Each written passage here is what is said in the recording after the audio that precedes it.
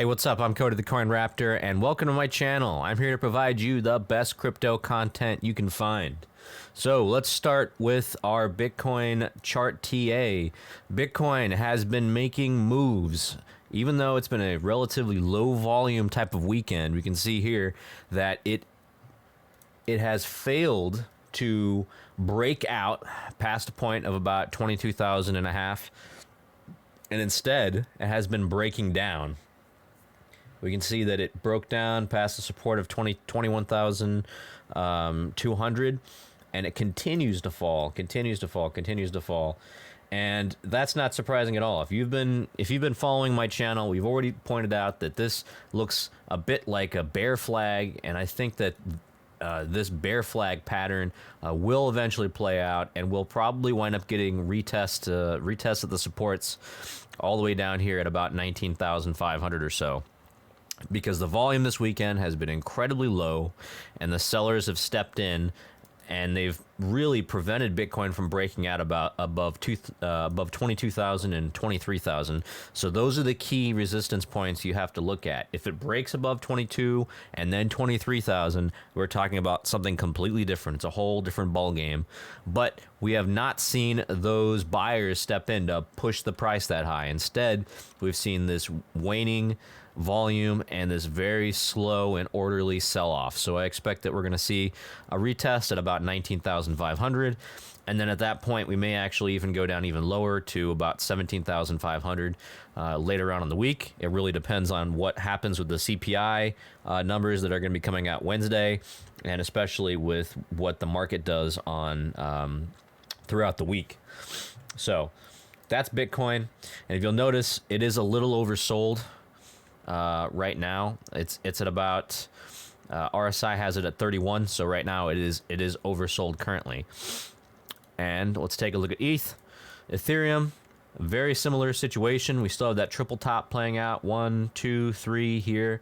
I expect it's going to come and pull back down to about 1,000, though it might take a little while in order to get to that point. I did actually wind up going in and doing a little ETH dip buy here at about 11,155 or so at this region right here, because I saw that it was critically oversold, and I just it's part of my DCA plan. Again, that's not financial advice, but I like to keep a regular DCA plan, and I like to be strategic when I move in, and so I saw it actually coming down to this level at about 21 or so pretty massively oversold. So I decided to come in and make a very small ETH buy right here. So from here, I'm looking to add to my position, especially if we go down and we touch 1,000, and then especially if we go down and go below that and hit about 900 or so. But I'll be keeping an eye out for that, and I'll let you guys know the more information that I have that comes up to date. Please follow me on Twitter for the most recent information that I can give you. All right, so let's go to our news. First off, we have on CoinDesk, Celsius is pivoting towards paying off their Aave compound debt with $950 million collateral as a prize. All right, so what Celsius has been doing lately is they've been trying to pay back their debt. And they've been primarily paying back their debt on these lending protocols, Aave and Compound. And the reason for this is they're trying to regain some of the collateral it posted as guarantees. So the whole goal here is that if it pays off this, it'll have access to additional money that it will then be able to pay down more debt with. So this is what you like to see. You like to see Celsius paying off its debt, especially if you're a user of Celsius.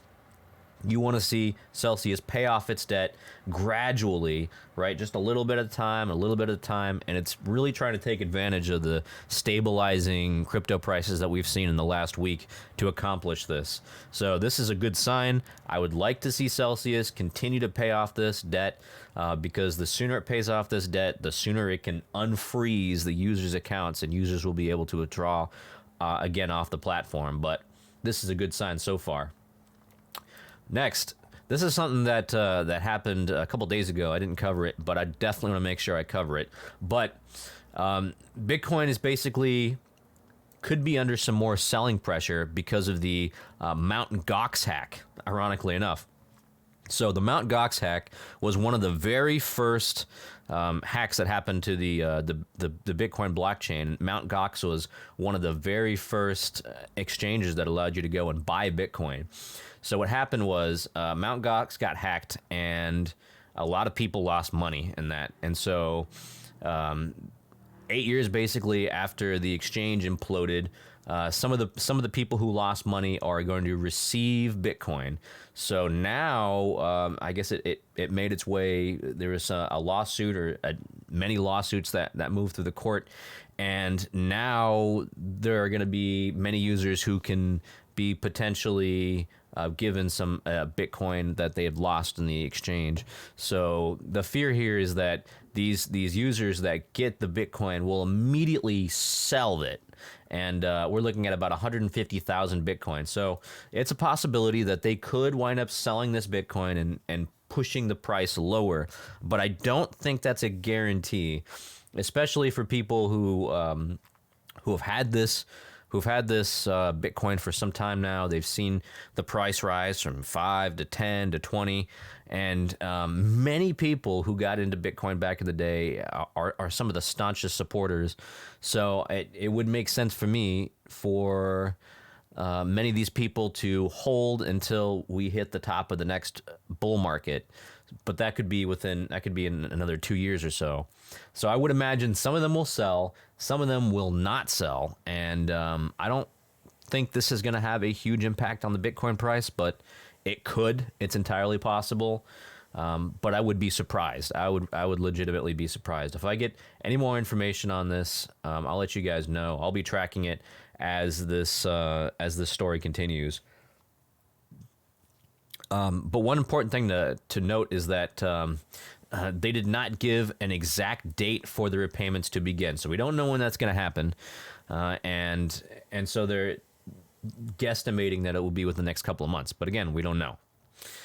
Next, we're going to be talking about Cardano sharks. So sharks are people who kind of sit in between whales and minnows.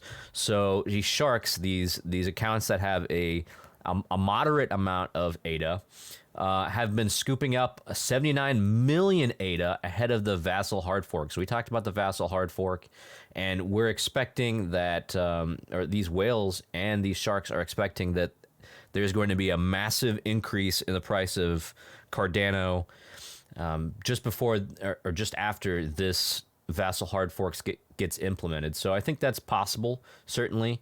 However, I would also say that in this macro environment, that any sort of bump like that would probably be fairly short-lived. So if it does happen, I'm not sure that it's going to last. But many of these holders are also going to be long-term holders. I can see in a couple of years, ADA hits, $1 plus. We'll see. That's probably what they're hoping for, and they'll probably wind up selling it within the next year or so.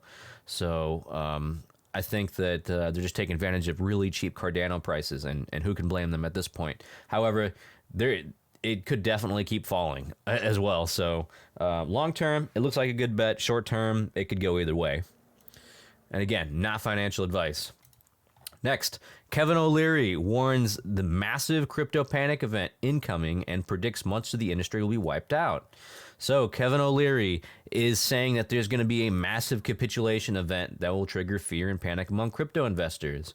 And I think that this is something we've seen much of, is that many market watchers have been saying that we have a huge drop incoming. Either it's going to be another crypto firm that goes broke, or another cryptocurrency that loses a massive number of users, and or it could be just that stocks keep falling and the market keeps getting worse and we enter a recession, and then that will just cause a capitulation and basically and cause investors to leave the market. So, and he's saying basically that he's waiting for this capitulation event, and he likes it. He says, I like a big panic event. That's a great way to bottom, and I tend to agree with that. It's towel throwing, it's capitulation, it's massive volume, it's total panic in the streets, and always a great buying opportunity. And I tend to agree with him. The most important thing about this is that you have to still have you still have to have money, you still have to have a dry powder, as they say, in order to buy after this massive panic event. And that is personally something that I am waiting for. And I have assets ready to deploy in the event of a massive panic.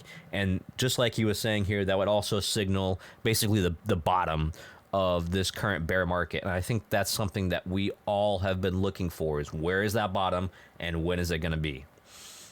All right, guys, that's all I got for you. If you like this content, please like and subscribe and follow me. I would greatly appreciate it. Leave a comment if you like this, or tell me what I could do better or something you want me to cover. This is Cody the Coin Raptor. Have a nice day.